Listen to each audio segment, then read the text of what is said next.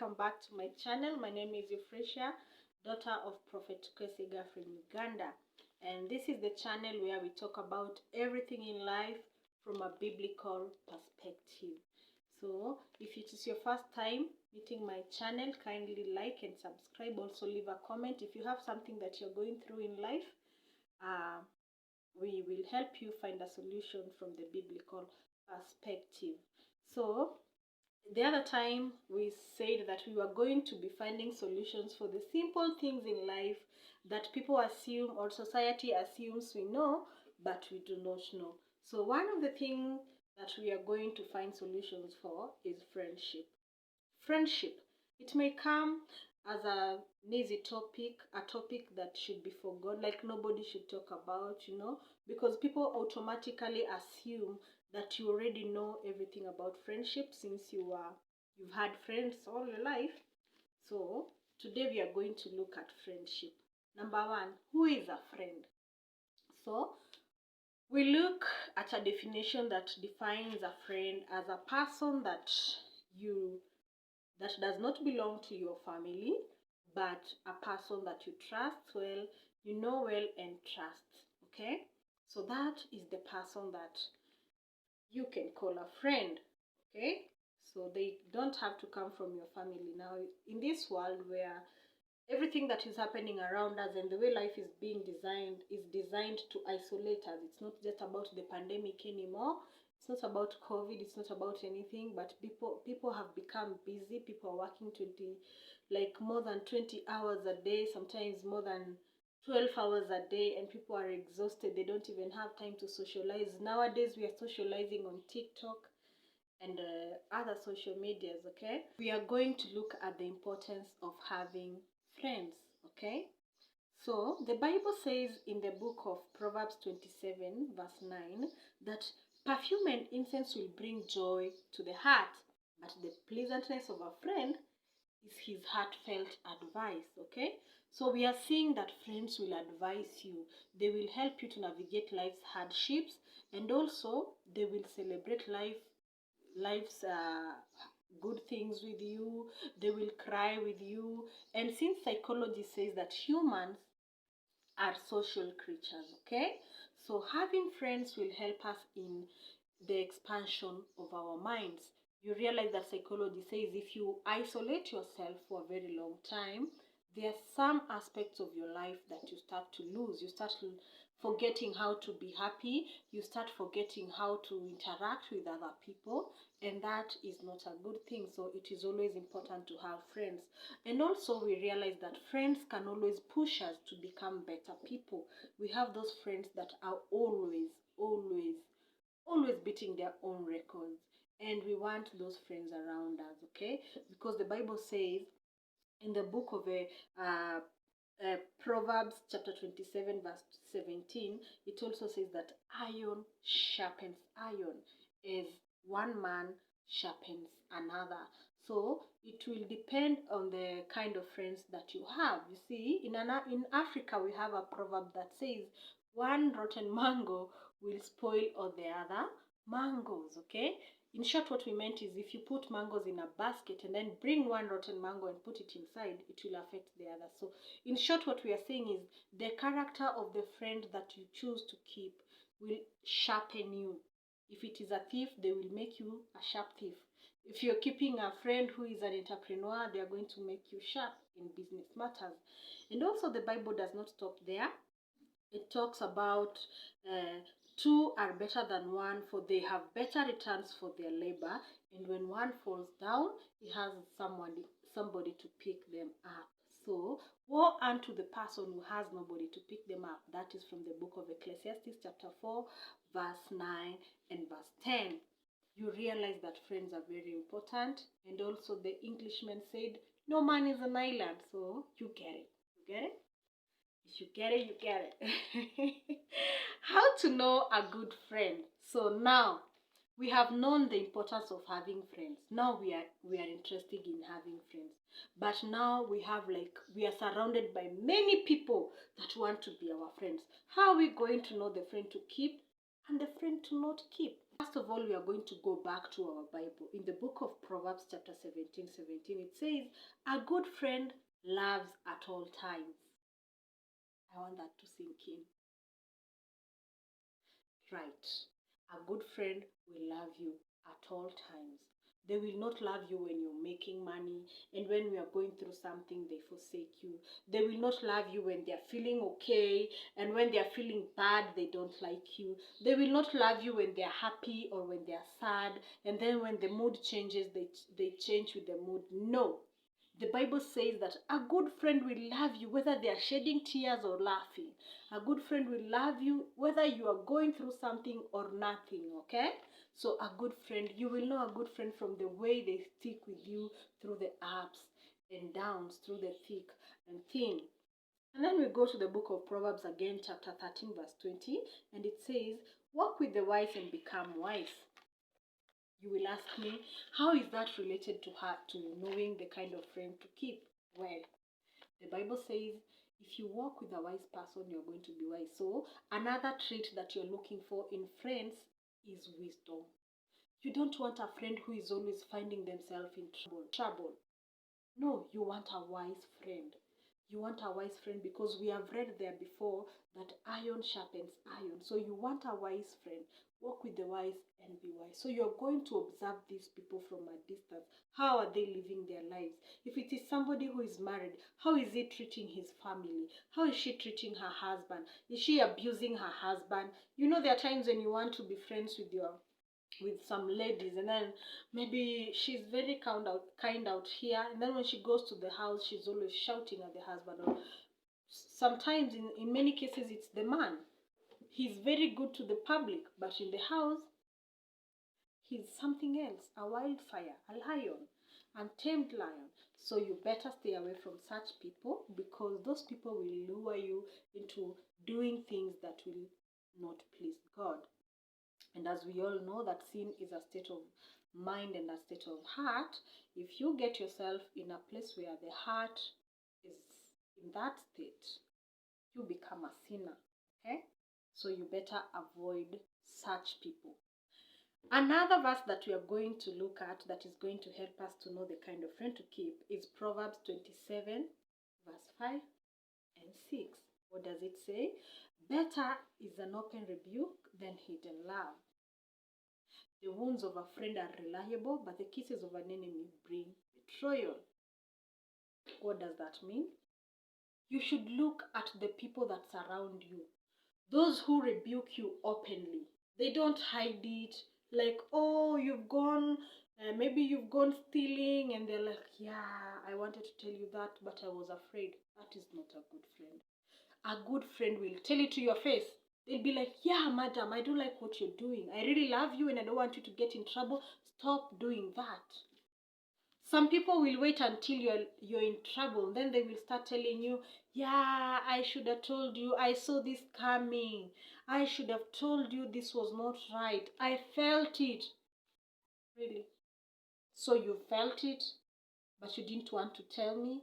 What kind of friend are you? So the Bible says it is better an open rebuke than hidden love. Okay? A friend who loves you will wound you to save your life. Okay? If they see your hand is there for stealing, they will cut it off so that you don't have hands for stealing. Okay? I'm not saying go and cut your friend's hands. I'm just saying a good friend will stop you from messing your life. They see you starting to use drugs, they will tell you upfront, no, drugs are not a good thing. But a fake friend will let you use the drugs until you're addicted, until you can't be helped, then they will try to put you in rehab. That is not a good friend. The last one, the Bible tells us, this is like an advice. The righteous chooses his friends wisely, but the wicked are brought to ruins. Okay? So we should know how to choose our friends wisely so that we should avoid ourselves going to ruins. Okay? Before we get to know the kind of friend we should avoid, I want first for us to look at how to maintain friendship. How to maintain friendship. The first verse we are going to look at is Proverbs chapter 16, verse 27. And it says, a wicked person spreads strife, and a slanderer separates friends. You're going to ask me, how is this related to keeping friends? Well, what we should do when we are friends is we should identify the wicked people and the slanderers and avoid them. Make sure you avoid the wicked people and the slanderers. Are we together? Because they are going to separate you. The Bible says the wicked person will spread strife. They will make sure your people are fighting everywhere. Okay? So somebody will just sit down and come up with a story and come and tell you, I heard your friend saying this and that about you, which is a lie. And even if they heard your friend saying something bad about you, they should have corrected your friend there and then. They should not have waited for the friend to finish saying what they were saying so that they can come and tell you that the friend said this and that. That is not a good person. That is a wicked person. And then we have another verse from the book of Job, chapter 6, verse 14. And it says, anyone who holds kindness from a friend forsakes the fear of the Lord. You're going to ask me again, how is this related to maintaining your friendship? Well, your friend should be the very person that knows the depth of your kindness. The deepest depth of your kindness. Your friend should know your kindness to its stretched limit. Are we together? Never, never withhold kindness from a friend. If your friend's child is sick and they are asking for your help, help them. If your friend is going through something and you have a way of helping them, help them. That is what friendship is for. Okay? So, and the moment you refuse to show your friend that kind of kindness, the Lord will not be happy with you. You are forsaking the fear of the Lord. And that means you're just like turning against God, which is not a good thing. And another verse is from the book of Proverbs chapter 17, verse 9. It talks about forgiveness. Forgiveness fosters friendship, but dwelling on disputes will alienate friends. Forgiveness will foster friendship. What does that mean? When your friend wrongs you, understand them, forgive them. But dwelling on disputes, something that happened in 2019, you still remember. Something that happened when you were born in 2008, you still remember. Something that happened, I don't know, before the dinosaurs were extinct. You still remember. Why are you remembering dead and gone things? Don't remember the things that your friends did to you when you were like 3 years old, 2 years old. Now you're 20. Now you still have a grudge on that person. If this person is a true friend, forgive them. And how do you know how to forgive this person? You look at all the other traits we have talked about. And if they outweigh the mistake that this person did, I think it's very wise for you to just forgive them and let it go, right? The last verse we are going to talk about here is Job chapter 16, verse 20 to 21, which talks about, where Job talks about the intercessor, those who intercess for him. Sorry? This one talks about intercessing for one another. So, a good friend should be your intercessor. Because your good friend is the one who knows what you're going through in your personal life. This is the very person that you tell your struggles. If you're struggling with masturbation, you're struggling with promiscuity, you are struggling with lust, you are struggling with conversion, you're struggling with everything that you're struggling with, your friend should know. This is the person who knows what you're struggling with. And when they know that you're married and they see you looking at another woman like this, they will pray for you. And then they will rebuke you openly and tell you, no, that's not your wife. That's a strange woman. Okay? So, yeah, right. So, A good friend should be your intercessor. They should be the ones who, because they're the ones who are very close to you, they know the things that you're going through, they should be able to pray for you. And here is a reward for being your friend's intercessor. It's in the book of Job chapter 42 verse 10, where we see that Job, after praying for his friends, God restored him twice as much. Why did God listen to Job?